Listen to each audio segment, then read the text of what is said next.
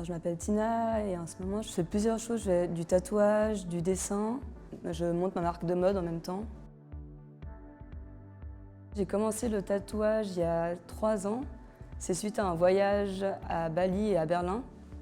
Et en fait, ce qui m'a plu dans le tatouage, c'est aussi de venir marquer un moment. C'est pas l'aspect décoratif du tatouage, mais un peu comme ce que je faisais avec mes dessins, où j'ai capturé un moment de ma vie.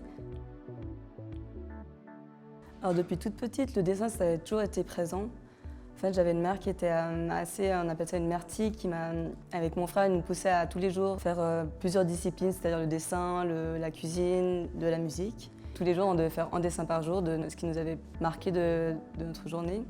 Jusqu'à mes 16 ans, il y a un moment où j'ai voulu tout arrêter et je me suis révoltée un peu. Pendant 2 ans, j'ai arrêté de jouer en scène, j'ai arrêté de dessiner. Et vers mes 20 ans, je me suis rendu compte que en fait, c'était un énorme acquis et j'ai recommencé sans qu'elle me demande rien du tout, à recommencer à dessiner et à reprendre le violoncelle.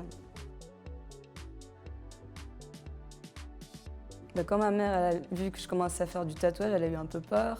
Et c'est seulement vraiment super récemment, grâce au concours au Festival de Hyères, où elle a vu qu'il y avait une reconnaissance, elle commence même à s'intéresser au tatou, elle me demande qu'est-ce que ça signifie, et elle a plus ce regard négatif par rapport au tatouage. C'est vrai qu'on a, dans l'aspect extérieur, on a l'impression que je vis à tout à l'heure et que j'ai pas ce format normal où on va s'imaginer, je sais pas, avoir des enfants, s'installer. Moi, c'est vraiment plus un peu le jour, s'il y a un projet qui me plaît, je vais pas avoir des plans, je vais partir à Shanghai dans 2 semaines.